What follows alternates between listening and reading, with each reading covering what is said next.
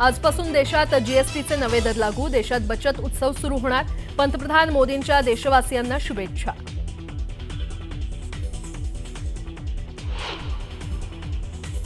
पंतप्रधान नरेंद्र मोदींकडून पुन्हा स्वदेशीचा नारा, सर्व राज्य सरकारांनी उत्पादनावर भर द्या, मेड इन इंडिया वस्तू वापरा, मोदींचं आवाहन.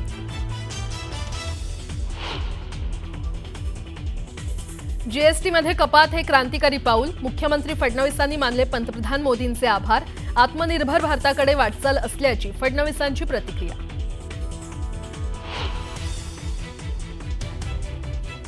चुकलो तर कान धरा, पण आता रिकामं ठेवू नका, धनंजय मुंडेंची तटकरे यांच्याकडे मागणी, तर योग्य वेळ आल्यावर संधी देऊ, सुनील तटकरेंचं आश्वासन.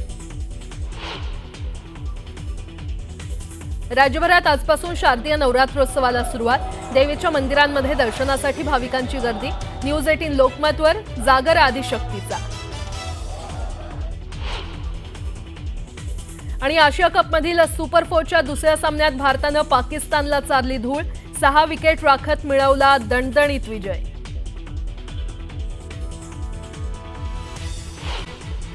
बातमीपत्रामध्ये आता पाहणार आहोत सकाळच्या महत्त्वाच्या 100 बातम्या अतिशय वेगवान स्वरूपात. सुरुवात करूयात.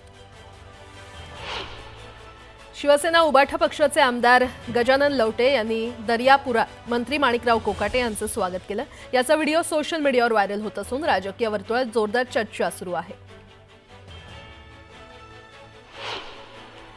सत्ताधाऱ्यांच्या पोटात आहेत ते आता सदा सरवणकरांच्या तोंडातून बाहेर पडतंय, अशी टीका शिवसेना उबाठाचे नेते वैभव नाईक यांनी केली आहे. लोकप्रतिनिधींना निधी मिळाला पाहिजे, मात्र जे ठेकेदार आत्महत्या करतात त्यांना आधी पैसे द्या असं म्हणत सत्ताधाऱ्यांची मनमानी सुरू असल्याचा आरोप नाईक यांनी केलाय.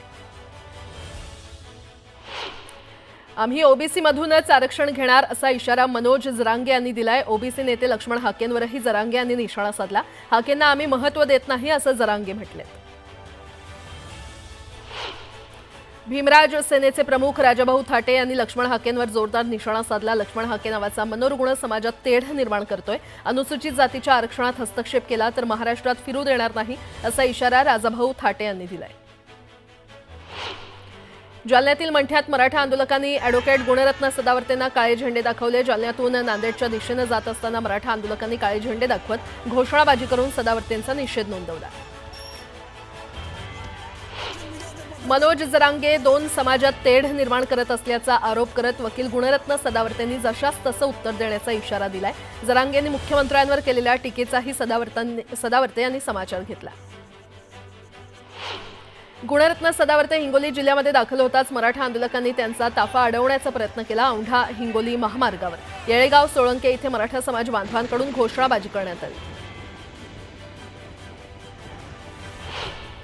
मराठा आरक्षणाच्या जीआरमुळे ओबीसी समाजावर अन्याय होत असेल तर सरकारच्या विरोधात जायला मागे पुढे बघणार नाही असा इशारा भाजप आमदार परिणय फुके यांनी दिलाय. महायुतीकडून कोल्हापुरातील विकास कामांच्या उद्घाटनांचा धडाका सुरू आहे. विकास कामांच्या उद्घाटनादरम्यान खासदार धनंजय महाडिकांनी काँग्रेसवर भ्रष्टाचाराचे आरोप करत कोल्हापूर महापालिकेवर महायुतीची सत्ता स्थापन करण्याचा निर्धार केलाय. आमदार संजय गायकवाड यांनी स्थानिक स्वराज्य संस्थांच्या निवडणुकांबाबत केलेल्या वक्तव्यावरून मंत्री शंभूराज देसाई यांनी सारवासारव केली. भाषणाच्या ओघात संजय गायकवाड बोलून त्यांच्या वक्तव्याचा चुकीचा अर्थ काढू नये असं मंत्री शंभूराज देसाई म्हटले. रायगडच्या कर्जतमध्ये भारतभूषण पुरस्कार मिळाल्याबद्दल खासदार सुनील तटकरे यांचा नागरी सत्कार करण्यात आला. यावेळी राष्ट्रवादीच्या वतीनं जोरदार शक्तीप्रदर्शन करण्यात आलं. आगामी निवडणुकांच्या पार्श्वभूमीवर या सोहळ्याला विशेष महत्त्व प्राप्त झालं. वखारीत साठवलेला कांदा सडून खराब होतोय तर दुसरीकडे खरीप हंगामातील पीकही अतिवृष्टीमुळे हातातून गेल्यानं शेतकरी उद्ध्वस्त झालाय. अशा परिस्थितीमध्ये दुष्काळ जाहीर करण्याऐवजी निकषांचं कारण सांगून सरकार शेतकऱ्यांच्या जखमांवर मीठ चोळतंय अशा शब्दात खासदार अमोल कोल्हेंनी सरकारवर निशाणा साधलाय. आता एक मोठी बातमी. आता रिकामं ठेवू नका, काहीतरी जबाबदारी द्या अशी मागणी धनंजय मुंडे यांनी पक्षश्रेष्ठींकडे केली आहे. रायगडमधील कार्यक्रमात धनंजय मुंडेंनी प्रदेशाध्यक्ष सुनील तटकरेंसमोर जबाबदारी देण्याची मागणी केली. यावर योग्य वेळी मुंडेंना संधी देऊ असं प्रत्युत्तर सुनील तटकरे यांनी दिलंय. रायगडमधील कर्जत पोलीस मैदानात सुनील तटकरेंचा नागरी सत्कार करण्यात आला आणि यावेळी धनंजय मुंडेंनी ही मागणी केली। दरम्यान धनंजय मुंडे यांची मागणी ऐकून अनेकांच्या भुवया उंचावल्या। तटकरेंनी कायम आम्हाला मार्गदर्शन करत राहावं, आमचं चुकलं तर नक्कीच कान धरावा आणि नाही चुकलं तर ठीकच, तरीही चालतंच असं म्हणत धनंजय मुंडे स्वतःला सावरण्याचा प्रयत्न त्यांनी केला। त्यामुळे चर्चांना उधाण आलंय।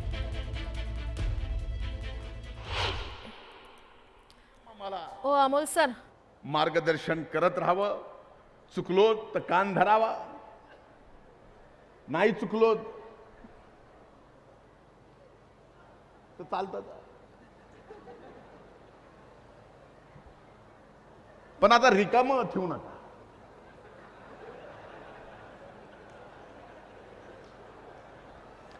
जबाबदारी कसं हीच विनंती करतो की मला काम द्या, त्याचा अर्थ वेगवेगळ्या पद्धतीने होत असतो। योग्य वेळेला या संदर्भातला निर्णय, कारण त्यांनी राजीनामा दिला काही कारणाच्यामुळे न्यायालयीन प्रक्रिया चौकशीची सुरू आहे, त्या संदर्भातला निर्णय पक्षश्रेष्ठी आणि युतीचे नेते मुख्यमंत्री अजितदादा एकत्रितपणे बसून घेतील। पुन्हा एकदा बातम्या पाहणार आहोत वेगवान स्वरूपात। हर्षवर्धन सपकाळ यांचं त्यांच्या पक्षात स्थान काय, त्यांना त्यांच्या पक्षातील नेते सन्मान देतात का, असा सवाल विचारत भाजप प्रवक्ते केशव उपाध्यायांनी पंतप्रधान मोदींवरील टीकेचा समाचार घेतला। मनमाडमध्ये नवरात्रोत्सवात आयोजित होणाऱ्या गरबा आणि दांडियामध्ये मुस्लिम तरुणांना प्रवेश नाकारण्यात आलाय। विश्व हिंदू परिषदेनं हा निर्णय घेतलाय। दरम्यान मुस्लिम धर्मगुरू आणि सामाजिक कार्यकर्त्यांनी या निर्णयाचं स्वागत केलंय। नवरात्रोत्सवात मुस्लिमांना प्रवेश देऊ नका असा इशारा विश्व हिंदू परिषदेकडून देण्यात आलाय। यावर हिंदुत्ववादी नेते प्रवीण तोगडी यांनीही यावर प्रतिक्रिया दिलेली आहे। नवरात्रोत्सवाशी मुस्लिमांचा संबंध नाही, गरब्यात हिंदूंनी कुणालाही येऊ देऊ नये, सगळ्यांचं ओळखपत्र चेक करावं असं प्रवीण तोगडी या म्हटले। मंत्री अतुल सावे यांच्या वाहनावर तरुणानं दगडफेक केली होती। या प्रकरणी छत्रपती संभाजीनगरमधील पुंडलिक नगर पोलीस ठाण्यात गुन्हा दाखल करण्यात आलाय आणि हा तरुण मनोरुग्ण असल्याची माहिती समोर आली असून या रुग्णाला येरवडा येथील रुग्णालयामध्ये दाखल करण्यात आलंय। आता एक सविस्तर बातमी। जळगावात शेतकऱ्यांच्या प्रश्नांवरून सुरू असलेल्या राजकीय संघर्षामध्ये आता पालकमंत्री गुलाबराव पाटील आणि शेतकरी नेते बच्चू कडू यांच्यातला वाद शिगेला पोहोचलाय। बच्चू कडू यांनी केलेल्या आंदोलनानंतर गुलाबराव पाटील यांच्या निवासस्थानी पुढील आंदोलन करण्याचा इशारा दिला होता।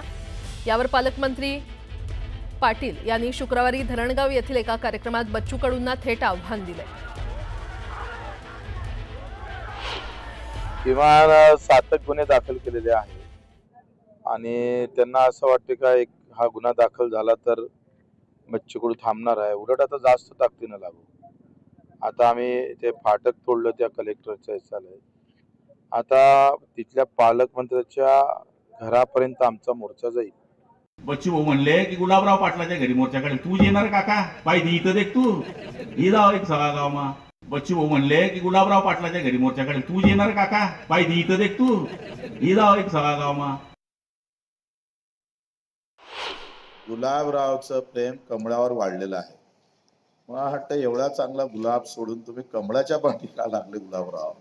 आणि राहिली गोष्ट तुमच्या गावात याची, तर तुम्ही राज्याचे मंत्री आहो, तुम्ही आता एका गावचे थोडे आहे आणि तुमची इच्छा पूर्ण करू ना गुलाबराव। आम्ही येऊ तुमच्या घरी। कधी जाणार तुम्ही? 5 तारखेला मी जळगाव मध्ये आहे, तुमच्या गावात, तुमच्या जिल्ह्यात आहे, तुमच्या आजूबाजूला आहो। तुम्ही जर म्हटलं तर घरी येऊ, पाहू काय व्यवस्था करता येईल तुमचे कोण। हे बघा, मी आणि ते शेवटी संघर्षातून वरती आलेले लोक आहोत आणि ते जर म्हणत असतील की मी शेतकऱ्यांचा विषय सोडला तर हे त्यांचं गैरसमज आहे। आणि त्यांनी मला म्हटलं आहे की मी तुमच्या गावात येतो, चहा प्यायला येतो। त्यांनी मूळ सांगताना त्या दिवशी आले त्यावेळेस ते बोलले की पालकमंत्र्याच्या घरी मोर्चा काढा। मग मी म्हटलं माझ्या गावात या, पालकमंत्र्याच्या घरी मोर्चा काढा। मी म्हटलं गावात या। आणि गुलाबरावांना कमळाचं काय आणि कमळाचं काय, तर तुम्ही पण कमळाबरोबर आणि पंजांबरोबर सगळ्यांबरोबर तुम्ही पण राहिलेले आहेत। त्यांनी स्वतःच म्हटलं होतं की पालकमंत्र्याच्या घरी मोर्चा काढा। मी म्हटलं या, हे कोण नाही म्हणणार। मी असं म्हणेल उद्या मी बच्चू कडूच्या घरी मोर्चा काढतो, बच्चू कडू गुच्चूप असतील का, ते म्हणतील या, मी पण म्हणतो या। पुन्हा एकदा बातम्या वेगवान स्वरूपात। आजपासून केंद्र सरकारनं जीएसटी दरामध्ये सुधारणा लागू केली आहे आणि त्याचा फायदा मध्यम वर्गाला सर्वात जास्त होणार आहे. खरेदी वाढणार असून अर्थव्यवस्थेला नवीन बूस्टर मिळणार आहे. त्याच पार्श्वभूमीवर पंतप्रधान मोदींनी आत्मनिर्भरतेचा नारा देत स्वदेशी वस्तू खरेदीवर भर देण्याचं आवाहन केलंय. जीएसटी कपातीनंतर टीव्ही कंपन्या 2,500 ते 85,000 रुपयांपर्यंत किंमत कपात करतायत आणि 32 इंचांपेक्षा मोठ्या स्क्रीन असलेल्या टीव्हींवरील कर दर 28% 18% आलाय. तांत्रिक बिघाड आणि अत्यल्प प्रवासी संख्या या कारणांमुळे अनिश्चित काळासाठी मोनोरेल बंद करण्यात आलेली आहे. या मोनोरेल मार्गावर आता नव्या गाड्यांच्या चाचण्या महामुंबई मेट्रो संचलन मंडळानं सुरू केलेल्या आहेत. या गाड्या लवकरच प्रवासी सेवेमध्ये दाखल होण्याची आशा व्यक्त केली जाते. पंतप्रधान नरेंद्र मोदी आज अरुणाचल प्रदेशच्या दौऱ्यावर आहेत. पंतप्रधान मोदी 3,689 कोटी रुपयांच्या जलविद्युत प्रकल्पासह 1,291 कोटी रुपयांच्या पायाभूत प्रकल्पांच्या कोनशिलांचं अनावरण करणार आहेत.